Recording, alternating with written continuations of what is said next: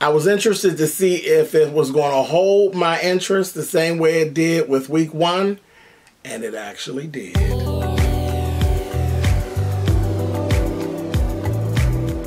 And I'm like, come on through, Cookie.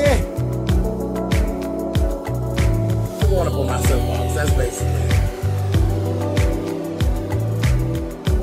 Let's talk about drag and all its forms.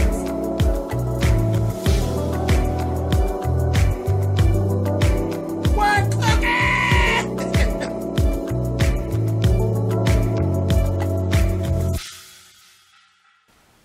Hey guys, thanks so much for clicking on the video. This is my review for The Passage. This was season 1, episode 2. As I said, I was waiting and kind of trying to see, was this going to hold my interest the same way that the very first episode did?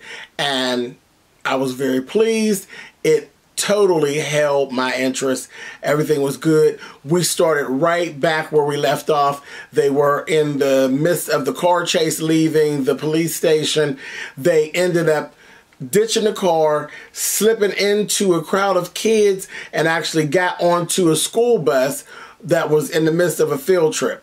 In the midst of that field trip, one little kid that was doing the absolute most took a picture of Brad and ended up later on showing it to Brad's friend that was chasing him. I was like, well, who the hell asked you to be dropping a dime on folks? But anyway, they got away from the car, got away from the scene. They got a little bit of a leg up on them.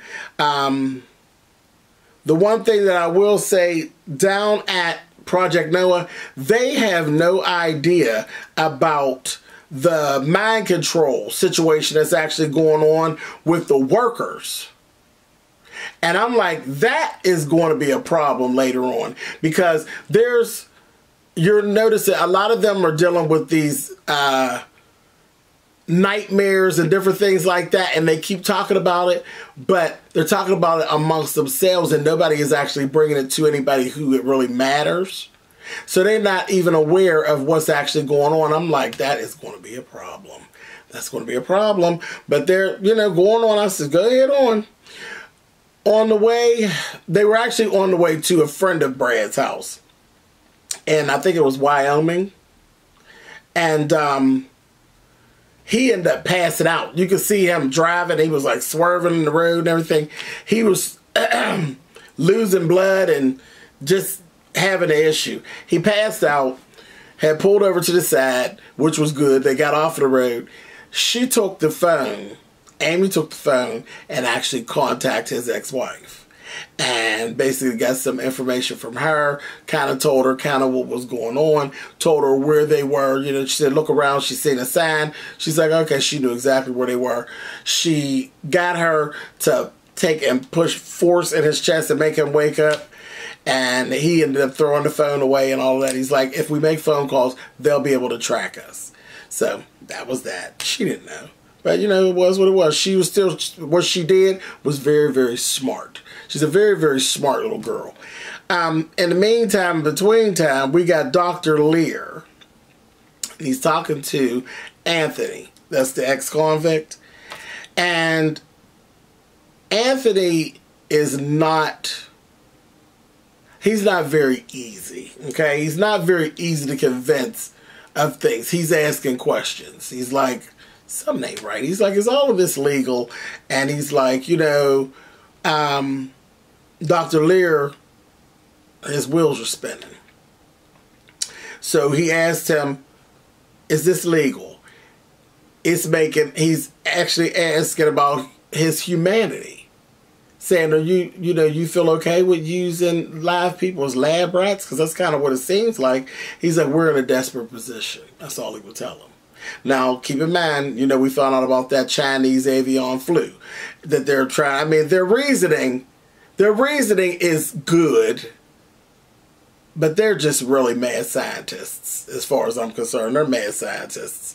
So we got a shot that went back into the past about how we even got onto this thing and how they ended up going to Bolivia and all of that in the first place. It all stemmed from Dr. Lear's wife actually has Alzheimer's, and she's a young woman. She's like in her 30s, and she has Alzheimer's, and this is where all of this actually stemmed from. Again, that desperation and trying to change what life actually has for you. Whatever. Always turns out bad when you try to take things into your own hands, but whatever. So Lacy is Brad's friend that we met, and I literally fell in love with Lacy from the moment we met her. She's this heavy-set black woman, and they were friends in the Navy. We later found out she was actually a nun originally before she went to the Navy, and then Brad was actually her student. I knew from the door when he came in her house, she's badass. She had a whole wall, like the whole wall was just filled with guns. She had firepower out of the ass, okay? I was like, oh, she got it going on. And when they stepped up onto her property, an alarm went off. I was like, okay, all right. She told him, she said, does this have, she said, what are you doing here? Does this have to do with that little shady job that you took? I told you not to take that job. In the beginning, I told you not to take it. And he just kind of was like, you know, whatever, Lacy. And, of course, her and Amy hit it off right away. She was teaching her how to feed the goats and this, that. She just had this regular life. She had gotten rid of the car. She had a friend. You know, he said, you always got a guy. She said, I got a guy. He got rid of the car for him and everything like that. So I was like, okay, cool, no problem.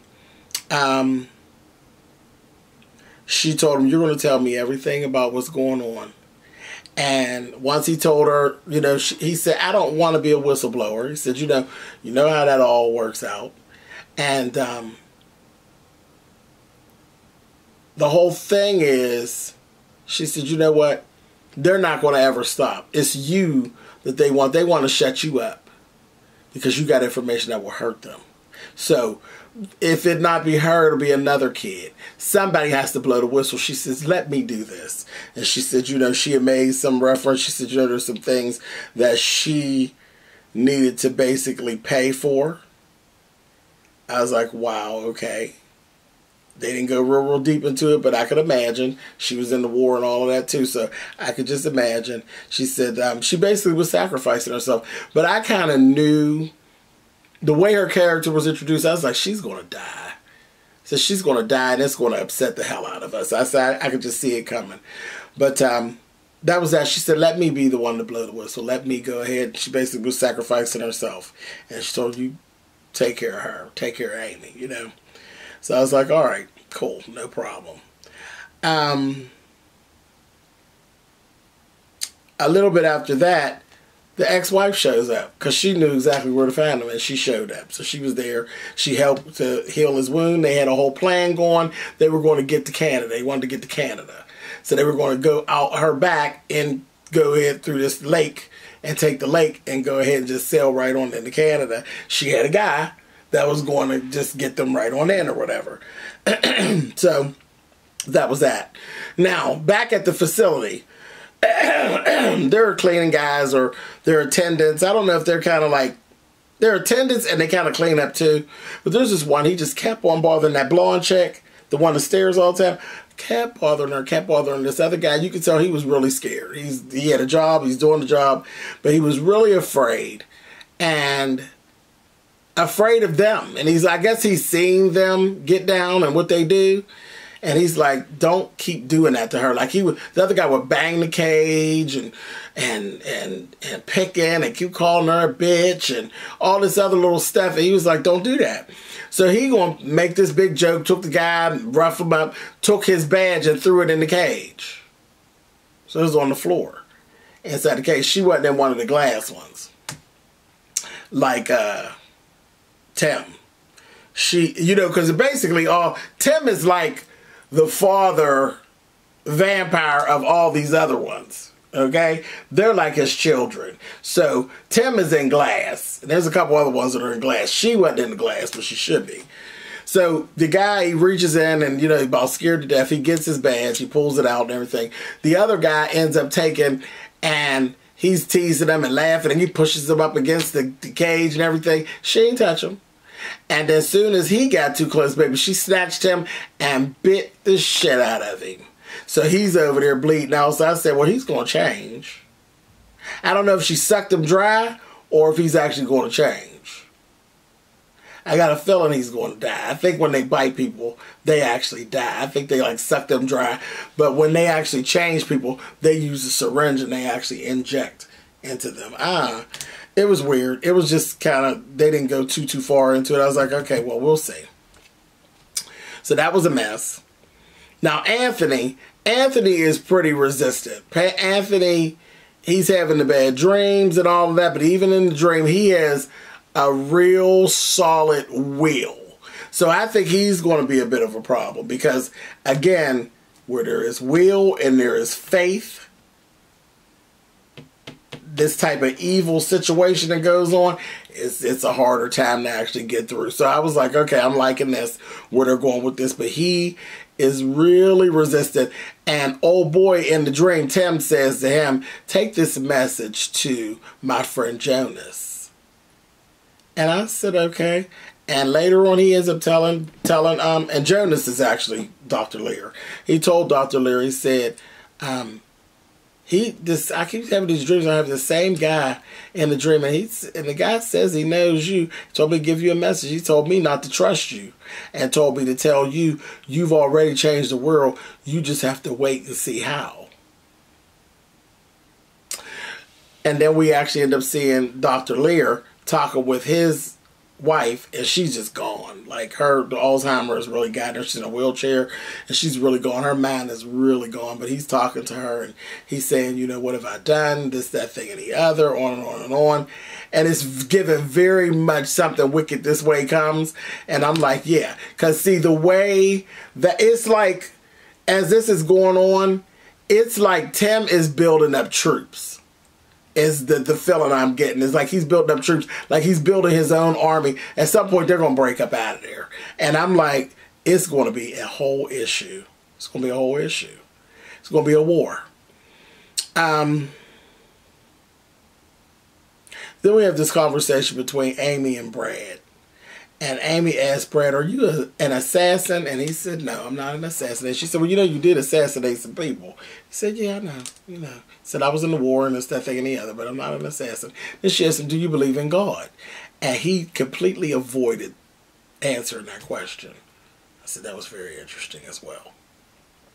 So, anyway. Dr. Lear had actually asked the black chick, the one, asked her, you know, we need to, please, let's not do this, you know, with the little child. Let the little girl go and all that. She told him it was too late, this, that, thing, and the other. It's going to go down. It is mad scientist, okay? Mad scientist. Dr. Lear knows, hopefully he's going to flip to the other side and help them some kind of way, but you can see he has some humanity left in him that he knows he done made some mistakes and he's trying to, but it ain't working. Anyway, so they found the house, because what they did was the guys who were looking for Brad, they got the guy that got the car, pistol whipped him and got him to talk. And he told them about Lacy's house. They go to Lacy's house, raid the house. In the midst of the raid, Lacy gets killed right away. I was like, God damn it. Lacy gets killed. And as they're making their way out the back door, Brad ends up, he said, the guy told him, he said, you got 3 seconds to come out here or I'm going to burn this house down. I'll burn it down. Brad surrenders. Gets out there, he says, the girl's not here. He got the gun to his head. He's going to say, I'm going to give you 3 seconds to tell me where she is.